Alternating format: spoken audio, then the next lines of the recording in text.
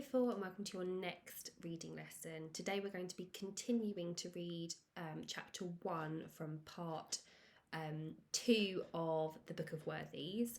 So make sure that you've got your reading book, a pencil and your writing book. So let's start by reading just the end of page 97 and then going on to page 98. Now today I'm going to read some pages to you, and then you are going to have a perspective pen activity where you're going to be writing a diary entry from the point of view of one of the characters. And the character you're going to be focusing on is called the Red Knight. So maybe when you were introduced to the Red Knight, we've already been introduced to the Red Knight, haven't we? So I want you to be thinking about what happens between Sir Pelleas and the Red Knight, and maybe what the Red Knight might be thinking and feeling. So the end of page 97. As Sir Pelleas began to cross the bridge, the Red Knight came rushing across, demanding to know who dared approach. Sir Pelleas explained that he was only there to ask what happened to Sir Brandemere. The same thing that will happen to you, the Red Knight replied. But I'm not armed, Sir Pelleas said. Then I suggest you turn back, the Red Knight replied. Instead of leaving, Pelleas picked up the hugest stone he could find, a stone that 5 normal men probably could not have lifted. He threw that stone at the Red Knight and knocked him off his horse. He then threw the Red Knight's sword and held it to his neck, demanding information.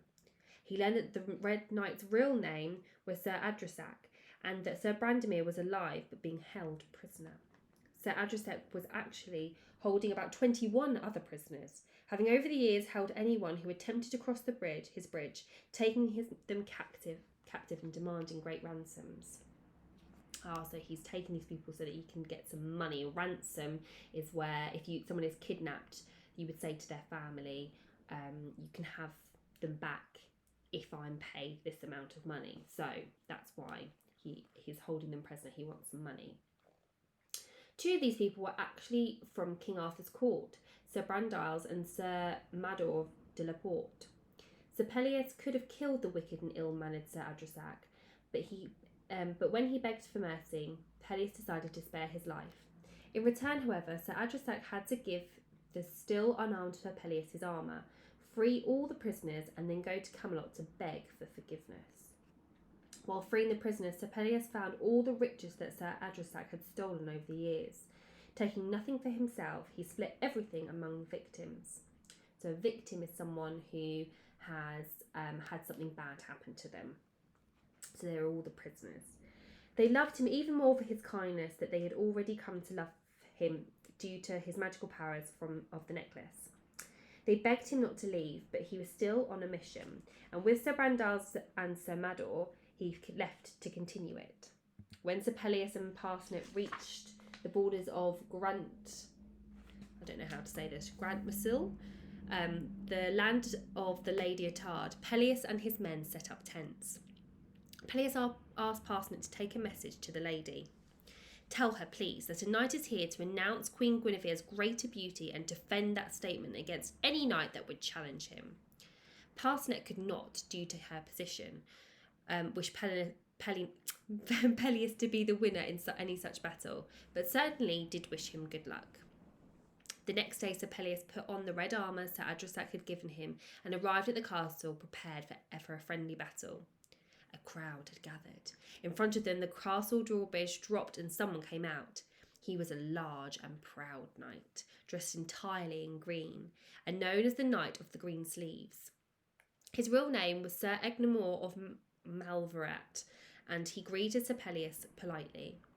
He did, however, feel just as strongly about the Lady Ettard as Sir Pelleas did about Queen Guinevere. The men rushed toward each other with great speed and force. Sir Pelleas' sword knocked Sir Egnemore off his horse and violently onto the ground. Everyone gasped, especially the Lady Ettard, for none of them had ever seen Egnemore defeated. Sir Egnemore was also unused to losing and was embarrassed and ashamed. Sir Pelleas took off his helmet and went to introduce himself to the Lady Ettard. Once he was standing in front of her, however, he realised that she was several times more beautiful than her picture had been. Due to her great beauty, he fell a little bit in love with her. And due to the magical collar he wore, so did she with him. Until now, she had always kept Sir Egnemore at her side, But over the next few days, she asked for Sir Pelleas instead. Sir Brandiles and Sir Mador de la Porte eventually returned to the tents, but Sir Pelleas stayed behind as an honoured guest. All the while, Sir Engamore watched sadly and jealously. "My lady," Sir Pelleas said to the Lady Ettard one night, "what can I do to show you how much I care?" "You could give me that beautiful collar that you wear around your neck," she replied.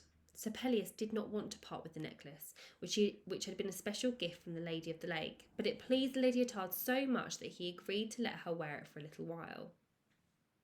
As soon as Sir Pelleas took the necklace off, the magic stopped and the Lady Ettard began feeling something other than love. She felt angry that she should have been so easily charmed by Pelleas, and that she had been made to overlook her long-time loyal champion, Engamore. She didn't let on to Pelleas that her love for him had faded, but instead continued to laugh and look at him lovingly, all the while planning her revenge upon him. The Lady Ettard told Parcenet to bring her a sleeping potion to give to Sir Pelleas. Parcenet begged her not to, but she insisted. Eventually, Sir Pelleas ate the poison, which the Lady Ettard slipped into his dinner. When he was asleep, the Lady Ettard had Sir Pelleas stripped of all his clothes except his underwear and taken to a public place outside of the castle. When the sun came up, everyone would gather around and mock him and make him feel the same shame that he had made Sir Engamore feel in defeating him. It's not very nice, is it?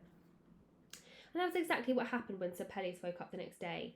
He sat there, confused, near naked and humiliated, which means embarrassed, until Parcenet ran up with a blanket for him to wrap himself in. Sir Brandiles and Mador de la Porte were very angry at what the Lady Ettard had done, and they begged Pelleas to let them get back up from Camelot to come and teach the Lady Ettard a lesson. Sir Pelleas, however, refused. For one thing, he told them the Lady Ettard was a woman. As such, he would defend her honour to the death. For another thing, he confessed he loved her. Upon saying this, Sir Pelleas called out for his esquire to bring him his armour. "I am going to try to win a visit with her," Pelleas vowed. "I don't know what kind of spell I am under, but if I cannot see her and talk to her again, I will surely die." Fully dressed in his armour, Sir Pelleas rode back to the age of Gruntsmell and waited. Sent by the Lady Ettard to punish him, 10 knights soon approached. Already a great knight, and now strengthened by love, Pelleas quickly defeated 8 of them. We're going to stop there for now, and we're going to think back to the Red Knight. I want you to write a diary entry from his point of view, explaining what happened with Sir Pelleas. So you have to pretend that you are the Red Knight and get into his head. So even though he wasn't a very nice man, you have to kind of pretend that you are him. And you might want to read back that part of the story to help you write your diary. I'll see you in the next lesson.